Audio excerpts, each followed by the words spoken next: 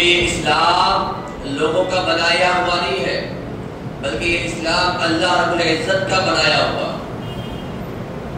قرآن مجید دنیا کے لوگوں کی لکھی ہوئی کتاب نہیں ہے، بلکہ یہ کتاب اللہ کی فرمائی ہوئی کتاب۔ اس کا ہر جملہ، اس کی ہر آیت، اس کا ہر حرف سچائی پر دلالت کرتا ہے۔ قرآن مجید کے اندر کوئی آیت کوئی یہ نہیں کہہ سکتا کہ یہ جھوٹ ہے، کوئی یہ نہیں کہہ سکتا کہ یہ فلاں جگہ غلط آیا ہے، نعوذ باللہ۔ دیگر مذاہب کی کتابوں کے اندر، بڑے بڑے پروفیسروں کی کتابوں کے اندر، بڑے بڑے لائروں ججوں کی کتابوں کے اندر غلطی ہو سکتی ہے، بعد میں آنے والے پھر اس کو بدل سکتے ہیں۔ ہندوستان کا قانون ہے، جب ہندوستان آزاد ہوا اس وقت سے لے کر آج تک کئی قوانین بدلے گئے، کئی چیزیں تبدیل کی گئی، قانون کے اندر کئی ترمیمیں کی گئی۔ کیوں؟ کیونکہ اس زمانے میں اس وقت وہ قانون صحیح تھا، مگر آج وہ قانون صحیح نہیں ہے۔ آج یہ قانون صحیح رہے گا، مگر قرآن مجید دنیا میں آئے ہوئے 1400 سال ہو گئے، آج تک بھی کوئی یہ نہیں کہہ سکتا کہ 1400 سال پہلے وہ آیت، وہ حکم فلاں کے لیے آیا تھا، اب وہ حکم نہیں ہے، اب وہ معاملہ نہیں ہے، اب 1400 سال پہلے والا ماحول نہیں ہے۔ ٹیکنالوجی بڑھ گئی ہے، ہر ایک آدمی دنیا کے اندر سب کچھ جاننے والا بن گیا ہے، ڈاکٹر اپنی ڈاکٹریٹ کے اندر بڑا بن گیا، انجینئر ہر چیز کا پہچاننے والا بن گیا، لائر، جج، یہاں تک کہ ہر ایک بندہ اپنے اپنے فن میں، اپنے اپنے کام میں، اپنے اپنے ہنر میں آخری درجے تک پہنچ چکا ہے۔ اب ہمیں نعوذ باللہ قرآن کی ضرورت نہیں ہے، کوئی نہیں کہہ سکتا۔ اور قرآن مجید ساری دنیا کے لیے آیا، کوئی یہ نہیں کہہ سکتا کہ وہ عرب والوں کے لیے آیا ہے، مکے والوں کے لیے آیا ہے، مدینے والوں کے لیے آیا ہے۔ ہم ہندوستان کے رہنے والے، کوئی امریکہ کا رہنے والا، کوئی بنگلہ دیش کا رہنے والا، کوئی کینیڈا کا رہنے والا، کوئی یہ کہے کہ وہ ان کی کنٹری کے ماحول کے حساب سے تھا۔ ہماری کنٹری میں، ہمارے گاؤں میں، ہمارے شہر میں، ہمارے ملک میں وہ ماحول نہیں ہے، ہرگز نہیں کہہ سکتا، کیونکہ قرآن مجید ساری دنیا کے لوگوں کے لیے اللہ نے نازل کیا۔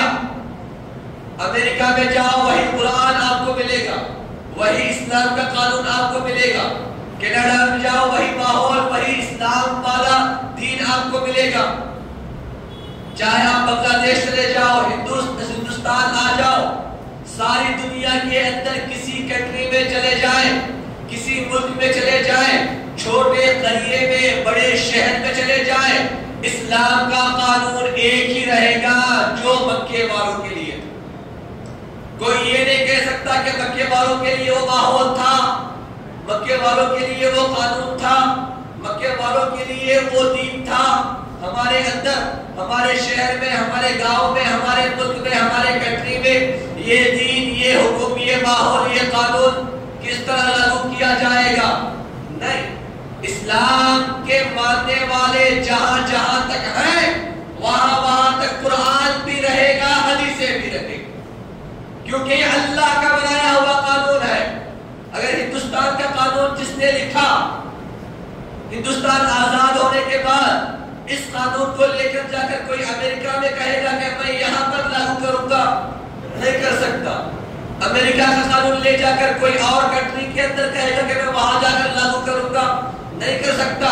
وہاں کے لوگ کہیں گے یہ کنٹری کا الگ قانون ہے، کینیڈا کہے گا یہ کنٹری کا الگ قانون ہے، سعودی کہے گا یہ کنٹری کا الگ قانون ہے، کویت کہے گا یہ کنٹری کا الگ قانون ہے۔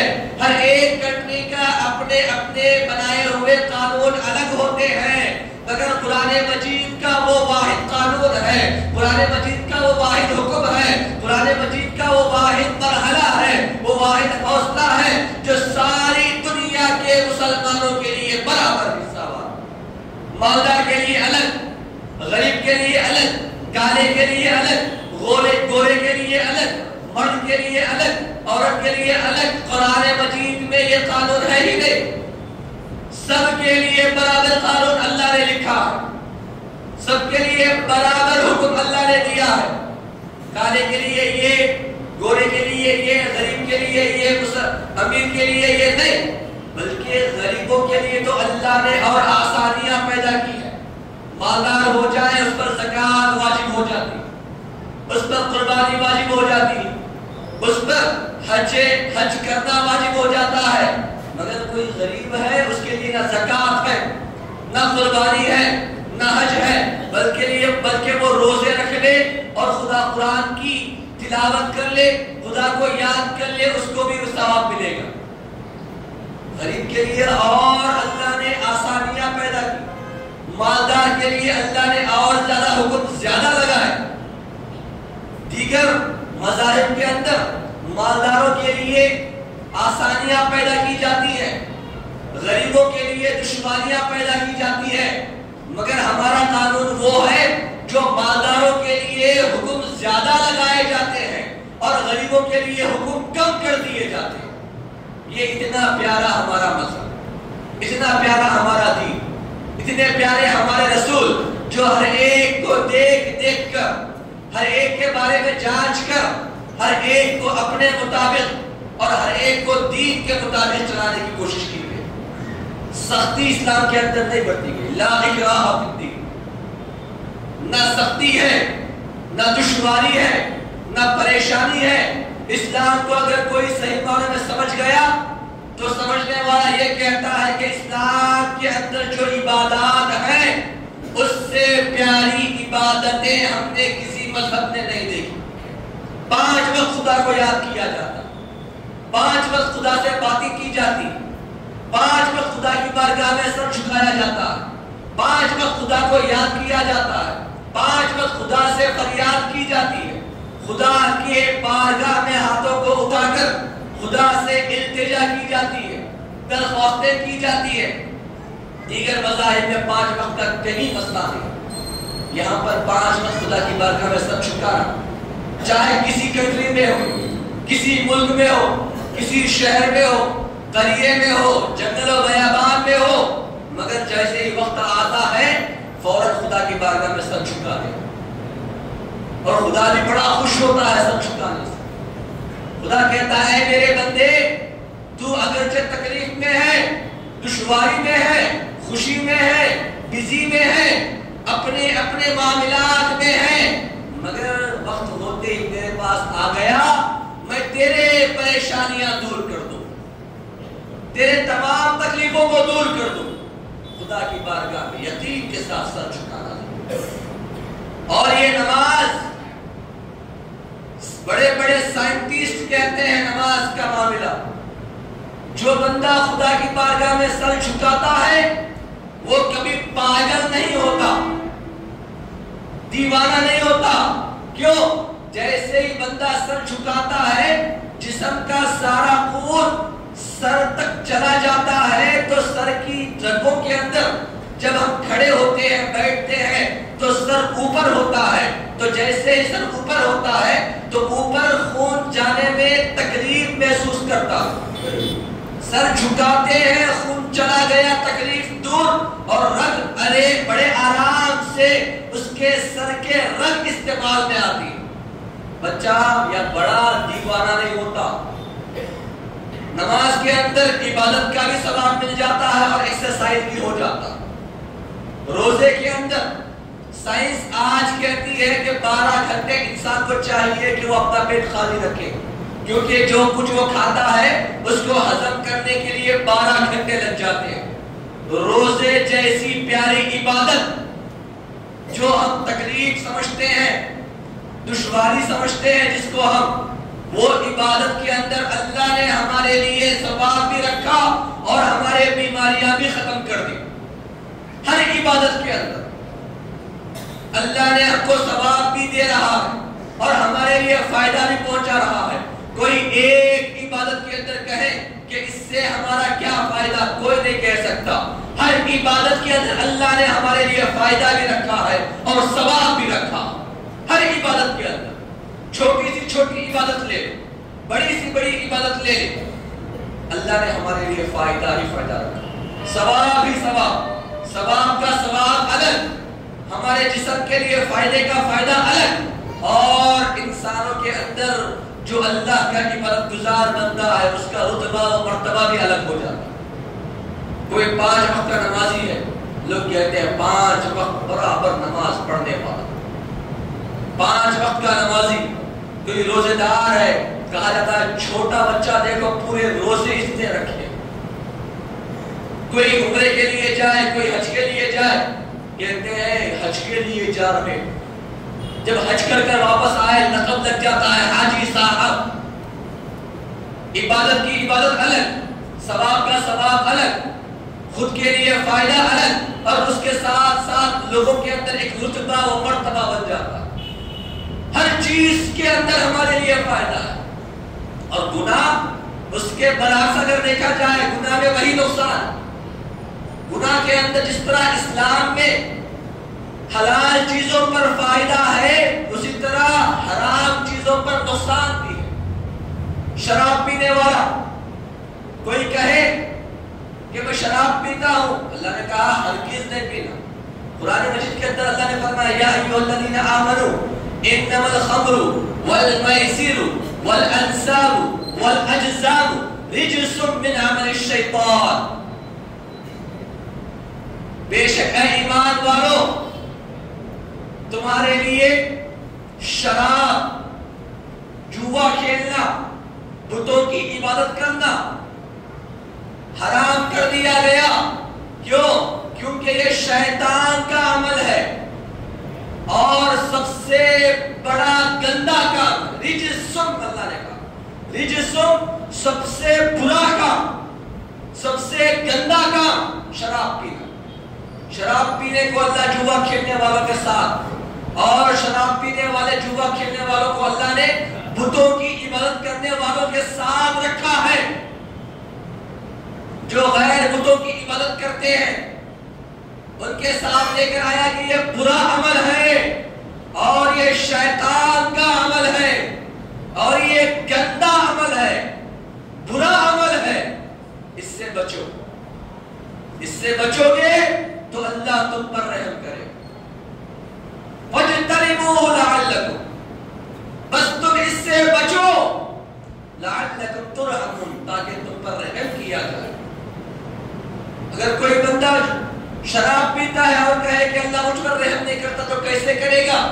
اللہ نے اعلان واضح کر دیا، چاہے کوئی کنٹری میں ہو، کوئی دیش میں ہو، کوئی ملک میں ہو، شراب حرام تو حرام ہے. چاہے وہ امریکہ والا ہو، لندن والا ہو، جرمنی والا ہو، کینیڈا والا ہو، ہندوستانی ہو، کسی کے لیے یہ کنٹری میں شراب حلال ہے، یہ کنٹری میں حرام، کوئی نہیں کہہ سکتا. شراب حرام، ساری دنیا کے مسلمانوں کے لیے شراب حرام ہے. زنا حرام، ساری دنیا کے مسلمانوں کے لیے حرام. چوری، سود، رشوت لینا حرام، ساری دنیا کے مسلمانوں کے لیے حرام ہے. یہ نہیں دیکھا جائے گا کہ فلاں کنٹری میں حلال ہے، فلاں کنٹری میں حلال ہوگا حرام ہے. نہیں، جو مسلمان بن گیا، جو دین اسلام کے اندر داخل ہو گیا، اس کے لیے ساری دنیا میں وہ کسی کونے میں کیوں نہ ہو، کسی قریے میں کیوں نہ ہو، کسی کھیڑے میں کیوں نہ ہو، جنگل و بیابان میں کیوں نہ ہو، حرام تو سب کے لیے برابر حرام. مالدار کے لیے حلال ہوگا، غریب کے لیے حرام ہے نہیں، سب کے لیے حرام. کالے کے لیے حلال ہوگا، گورے کے لیے حرام نہیں، سب کے لیے حلال تو سب کے لیے حلال، سب کے لیے حرام تو سب کے لیے حرام. ایسا مذہب، اتنا پیارا دین ساری دنیا میں اگر کسی کا ہے تو بتائیں. ساری دنیا کے اندر کسی کے مذہب میں اتنا پیارا طریقہ، اتنا پیارا منہج ہے تو بتائیں، اتنا پیارا قانون ہے تو بتائیں. کسی کے دین کے اتنا پیارا طریقہ، اتنا پیارا قانون ہے ہی نہیں جو قانون ہمارے دین کے اندر، جو قانون ہمارے مذہب کے لیے، ہمارے مذہب کے اندر جو ہمارے لیے اللہ نے بنایا۔ شراب پینے سے کتنی غلطیاں، اللہ نے یوں ہی نہیں کہا کہ شراب پینا حرام ہے، نہیں۔ پہلے کے دور کے اندر جب ابھی اسلام مکمل نہیں آیا تھا، کفار مکہ بے انتہا شراب پینے والے، ایسی شراب تاریخ کی کتابوں میں لکھا ہوا ہے، وہ شراب کا اگر تھوڑا سا آج کے دور میں کوئی بندہ پی لے، اس شراب کو تھوڑی سی مر جائے، اتنی خطرناک شراب اس زمانے میں۔ وہاں کے لوگ باٹل باٹل پی لیتے تھے، کفار مکہ، ابھی دین نہیں آیا تھا، ابھی اسلام پورے طریقے سے عمل آور نہیں ہوا تھا اس وقت، اور نشے میں رہتے۔ جیسے ہی یہ آیت نازل ہوئی، اے ایمان والو تم پر شراب کو حرام کر دیا گیا، تم بچو۔ جیسے ہی یہ آیت کا آنا تھا، تاریخ میں لکھا گیا جتنے صحابہ مسلمان ہو گئے تھے، مسلمان ہونے کے باوجود ابھی شراب حرام نہیں کی گئی تھی، ابھی اللہ کا حکم نہیں آیا تھا کہ شراب حرام ہے۔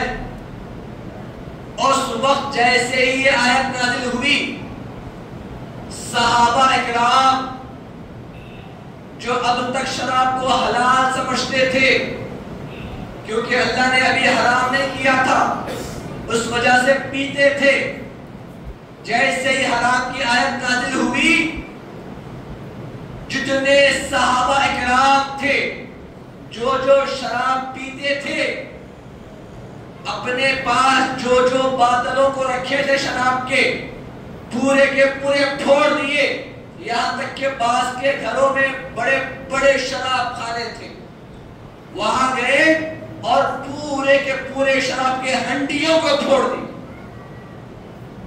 یہ نہیں سوچا کہ اس سے میرا کیا نقصان ہوگا، میرے پیسے برباد ہوں گے، مجھے لت لگی ہوئی ہے، اس کو فوراً اگر میں ختم کر دوں گا تو میں بیمار پڑ جاؤں گا، مجھے تکلیف ہوگی، مجھے دشواری ہوگی، میں پریشان ہو جاؤں گا۔ کیونکہ انسان کو جو لت لگتی ہے نا، وہ لت بڑی بری ہوتی ہے۔ انسان کو اگر شراب کا کوئی عادی ہے، اس سے شراب فوراً چھڑا دیا جائے تو وہ بے قرار بے چین ہو جاتا، کیونکہ لت بڑی بری چیز ہوتی ہے۔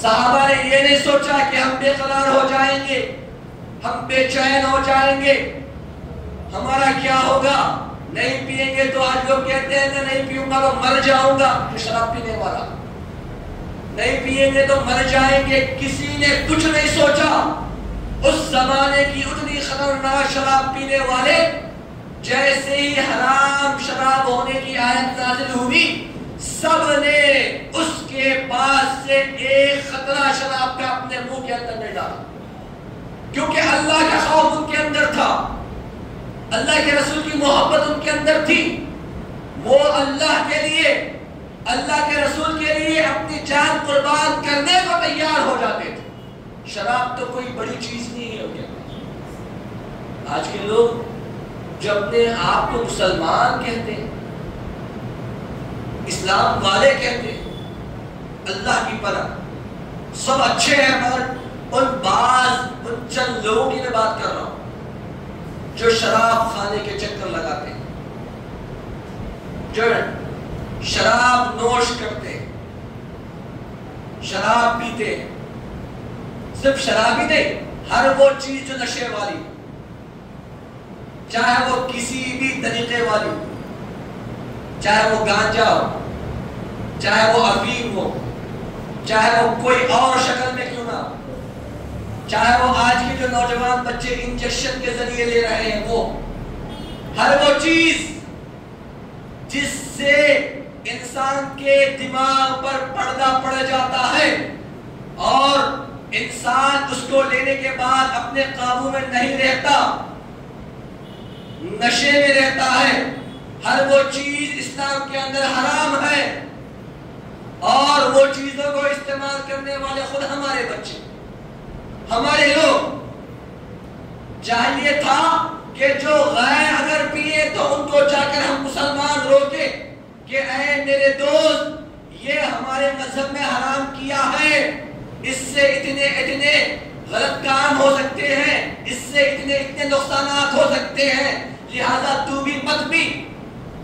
یہ کہنا چاہیے تھا مسلمانوں کو، غیروں کو جا کر، مگر الٹا دیکھا گیا کہ مسلمانوں کے اندر زیادہ پینے والے، مسلمانوں کے اندر نوجوان بچے زیادہ نشے والی چیزیں استعمال کرنے والے، مسلمانوں کے بچے غلط راستے پر چلنے والے۔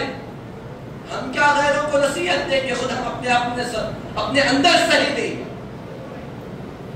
غیر مسلمانوں کو دیکھ کر یہ کہے کہ کتنا اچھا اس کا دین ہے، کتنا اچھا اس کا مذہب ہے، مجھے بھی چاہیے کہ میں اس کے مذہب کے اندر چلا جاؤں۔ ہم کو دیکھ کر، ہمارے اخلاق کو دیکھ کر، ہمارے کردار کو دیکھ کر، ہماری سنتوں کو، ہمارے فرائض کو دیکھ کر، ہمارے قانون کو دیکھ کر غیر کو ہم سے سبق سیکھنا چاہیے تھا، مگر آج کا ماحول غیروں کے پاس ہم جا کر اپنے پنچایت توڑواتے ہیں۔ میاں بیوی کی تھوڑی پنچایت ہو گئی، کوئی عالم نظر نہیں آتا، اسٹیشنوں چڑھتے ہیں، کوٹ چڑھتے ہیں، وہاں پر کون غیر تھوکتا ہے، ہنستا ہے ہمارے اوپر۔ کئی بار ایسے مسئلے میں نے دیکھے، چھوٹی سی میاں بیوی کی پنچایت، کوئی بڑا معاملہ نہیں، چھوٹا سا معاملہ، چڑھ گئے اسٹیشن، غیر وہاں پر ہمارے اوپر ہنس رہا ہے۔ چاہیے تھا کہ ہمارے مذہب پر اگر ہم عمل کرتے، ہم اس کو دیکھ کر ہنسنا کہ یہ دیکھو کتنے معبودوں کی عبادت کر رہا، کتنے بتوں کی عبادت کر رہا، کتنے غلط کام کر رہا ہے، ہمارا پیارا اتنا پیارا مذہب ہے، مگر الٹا غیر ہم پر ہنس رہے۔ جج ہم کو کہتا ہے اوپر کے کاٹن بٹن لگا کر بڑے ادب سے آنا کیونکہ یہ کوٹ ہے۔ غیر ہم کو جو کہتا ہے ہم ہاتھ بند کر سنتے ہیں، گالیاں بھی دے تو ہم ہاتھ بندے ہوئے سنتے ہیں۔ کیا اتنی نوبت آ گئی مسلمانوں کے اوپر؟ کیا اتنے حد تک مسلمان گر گیا ہے؟ قسم خدا کی، اگر مسلمان صحیح معنوں میں اسلام پر عمل کرنے والا بن جائے، صحیح معنوں میں مسلمان اسلام کے قانون پر چلنے والا بن جائے، صحیح میں مسلمان شریعت پر عمل کرنے والا بن جائے، غیر ہم کو دیکھیں گے اور وہ اپنے اندر شرمندہ ہو جائے۔ افسوس تو یہ ہے ہمارے اندر نہ اسلام کی تعلیمات ہے، ہمارے اندر نہ شریعت کی تعلیمات ہے، ہمارے اندر نہ اسلام کا طور طریقہ ہے، ہمارے گھروں کے اندر نہ اسلام کا ماحول ہے، بل اپنے آپ کو مسلمان ہیں۔ شراب پینے سے کتنی غلطیاں ہوتی ہیں، کتنے نقصانات ہیں، نشہ کرنے سے کتنے نقصانات ہیں بے انتہا۔ اللہ کے رسول نے فرمایا، قرآن مجید کے اندر ہے، جو شراب پینے والا ہے، اللہ کے رسول نے فرمایا 80 کوڑے اس پر لگائے جائیں، 80 کوڑے مارے جائیں۔ قانون ہے یہ اسلام کا، 80 کوڑے اگر لگائے جائے، کوئی شراب پیے، کوئی نہیں پی سکتا کیونکہ 80 کوڑے مارے جائیں۔ چوری اگر کوئی بندہ کرے گا، اس کا ہاتھ کاٹ دیا جائے۔ کتنا پیارا مذہب ہے، جس ملک کے اندر، جس شہر کے اندر شراب پینے پر 80 کوڑے لگائے جائیں، ایک بار چوری کرنے پر ہاتھ کاٹ دیا جائے، شادی شدہ اگر کوئی زنا کرے اس کو گلے تک دفنا کر پتھروں سے مار مار کر ختم کرنے کا قانون اسلام کے اندر ہے۔ اگر یہ قانون اسلام میں آ جائے اور یہ قانون اسلام والا ہمارے شہروں میں آ جائے، کوئی اگر پیسے کی گڈی بھی لا کر سامنے پھینکے گا تو کوئی نہیں چرائے۔ زنا کا وہ سوچے گا بھی نہیں، سود اور رشوت کا سوچے گا بھی نہیں، برائی کی طرف سوچے گا بھی نہیں، کیونکہ یہاں پر جو برائی ہوتی ہے اس کا حساب آخرت میں دینا ہی دینا ہے، مگر دنیا میں اس کا کنٹرول نہیں کریں گے اس واسطے دنیا میں بھی اس کا حساب کیا جائے گا. نہ چوری ہوگی اسلام کے اندر. گناہ تو گناہ ہے، اس کی سزا دنیا میں بھی ہے آخرت میں بھی ہے. شراب پینے والے کی سزا دنیا میں بھی ہے آخرت میں بھی ہے. رشوت لینے والے کی، سود لینے والے کی، جھوٹ بولنے والے کی، سب کی سزا دنیا میں بھی اور آخرت میں بھی. اگر یہ ماحول ہمارے اندر آ جائے، یہ طور طریقہ ہمارے اندر آ جائے، قسم خدا کی سب چیزیں ختم ہو جائیں گی، سب گناہ ختم ہو جائیں گے اور انسان صحیح معنوں میں اسلام کے مطابق اپنی زندگی گزارے. آج کتنے نوجوان بچے نشے میں ڈوبے ہوئے، کتنے نوجوان بچے آج نشہ آور چیزیں استعمال کر رہے ہیں.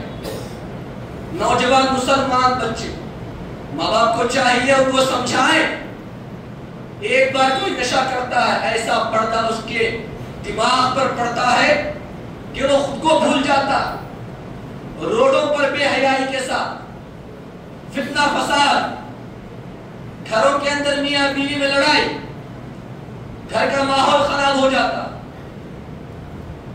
رشتہ داروں کے اندر ماحول خراب ہو جاتا، محلے کے اندر ٹیگ لگ جاتا ہے کہ یہ بچہ شراب پینے والا ہے، نشہ کرنے والا. سارے شہر کے اندر جہاں جہاں تک معلومات ہے وہاں تک اگر معلوم ہو گیا کہ یہ بچہ فلاں گناہ کرنے والا ہے، شراب پینے والا ہے، زنا کرنے والا ہے، اس کا جو مرتبہ ہے وہ ختم ہو جاتا ہے، اس کی عزت ختم ہو جاتی ہے. یہاں تو ختم ہوتی ہی ہوتی ہے. قیامت کے دن آدم علیہ السلام سے لے کر قیامت تک آنے والا آخری انسان تک سارے لوگ رہیں گے.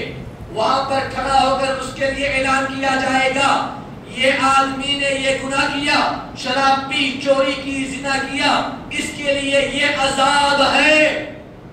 وہاں پر ہمارا چہرہ کہاں رکھے؟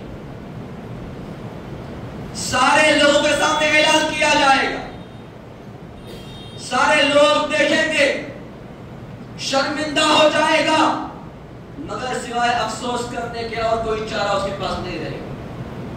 یاد رکھیں شریعت بہترین ہے، ہمارا دین بہترین دین ہے، ہمارا مذہب جیسا کوئی مذہب نہیں ہے. کب؟ جبکہ ہم اس پر عمل کریں. ہم کو چاہیے کہ ہم لوگ اکیلے ہو سکے اکیلے یا چند لوگ مل کر کوئی ایک ایسا معاملہ کرے کہ جہاں جہاں بچے نشہ کر رہے ہیں وہاں فوراً جائیں، ان کو روکے. کیونکہ یہ وبا آج غیروں کے پاس ہے. اگر خدا نہ خواستہ ہمارا بچہ ان کے ساتھ مل جائے، اگر آج ہم نے ان کو نہیں روکا، شراب پینے والوں کو نہیں روکا، نشہ کرنے والوں کو نہیں روکا، عنقریب وہ بلا ہمارے گھروں تک بھی آ جائے. برائی سے ہم کو چاہیے روکے جتنا ہو سکے. جیسے کہ پچھلی جمعہ میں نے آپ کے سامنے کہا تھا کہ 3 چیزیں مار کر روکنا ہے، مار کر روکے، سمجھانا ہے سمجھائیں، نہیں کر سکتے کم سے کم دل میں تو برا سمجھے کہ یہ چیز بہت بری ہے. جتنا ہو سکے غلط کاموں سے روکنے کی کوشش کریں، شراب نوشی سے روکنے کی کوشش کریں. جو بچے نشہ کر رہے ہیں ان کے پاس جائیں، اگر مارنا ہے مارے، سمجھانا ہے سمجھائیں، بارہ ان کے ماں باپ کو کہیں، ان کے ماں باپ کو سمجھائیں، دین کا ماحول پیدا کریں، دین کی طرف مسلمانوں کو لے جانے کی کوشش کریں. ہمارے پڑوسیوں میں، رشتہ داروں میں، دور دراز ہو، قریب ہو، دوستوں احباب میں دین کا ماحول پیدا کریں. جب بھی بیٹھے شرائط نماز کتنی ہے، وضو کا طریقہ کیا ہے، غسل کا طریقہ کیا ہے، کتنی چیزوں سے ثواب ملتا ہے، حلال کون سی چیزیں، حرام کون سی چیزیں ہیں. کوئی 4 لوگ مل گئے، ان کے اندر اگر یہ بات ہونے لگے، کتنا پیارا مذہب ہمارا ہو جائے. جو دین نہیں جانتا، جو ہم جانتے ہیں ان تک پہنچانے کی کوشش کریں. اور دین کا پہنچانا ہمارے ذمہ ہے. ہمارے لیے ضروری ہے کہ ہم جو دین کے باتیں جانتے ہیں، جو نہیں جانتا اس کو جا کر سمجھائیں، اس تک ان باتوں کو پہنچائیں. وہ عمل کرے یا نہ کرے اس کے حوالے. ہدایت دینے والا خدا ہے، بس ہمارا کام، ہمارا کردار یہ ہے کہ اس تک ان باتوں کو پہنچائیں جو جو دین ہم جانتے ہیں، جو جو دین کے بارے میں ہم جانتے ہیں، اور آپ کا اٹھنا بیٹھنا علماء کے ساتھ ہو. آپ کا اٹھنا بیٹھنا مالداروں کے ساتھ نہیں، علماء کے ساتھ ہونا، یہ دین ہے.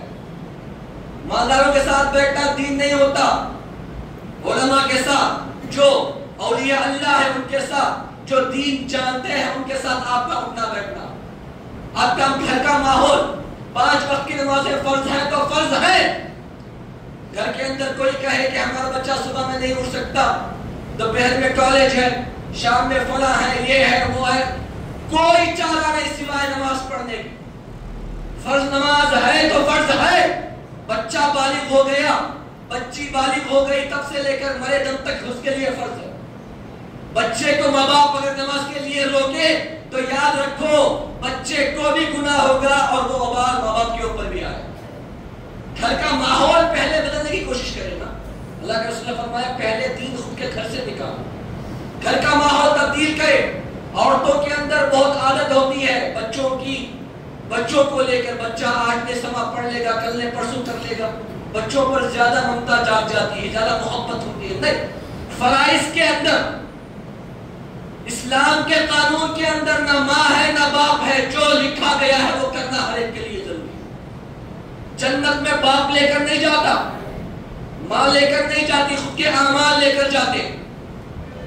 یہ نہیں کہ میرا باپ بڑا دیندار تھا لے کر چلا جائے گا. نہیں، عمل کرے تب جا کر، اگر تم صحیح معنوں میں عمل کرنے والے بن گئے، اللہ چاہے تو تمہارے ذریعے تمہارے ماں باپ کو اللہ جنت میں لے کر جائے.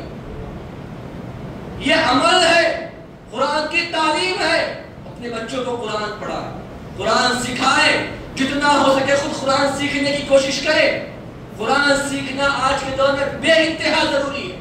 قرآن سمجھنا اور شرائط کو، اسلام کے قانون کو سمجھنا اور فرائض کو سمجھنا، حلال اور حرام میں تمیز کرنا آج مسلمانوں کے لیے فرض ہو گیا ہے. ایسا نہ ہو کہ غیر ہم پر ہنسے، بلکہ ہم ایسے کمال والے بنے کہ ہم غیر کو دیکھ کر ہنسنے لگے. اللہ چاہے تو انشاءاللہ کبھی موقع ملے تو آپ کے ساتھ بیان کروں گا. اللہ تعالیٰ صحیح معنوں میں سمجھنے کی توفیق عطا فرمائے، صحیح معنوں میں دین اسلام صلی اللہ علیہ وسلم کی توفیق عطا فرمائے.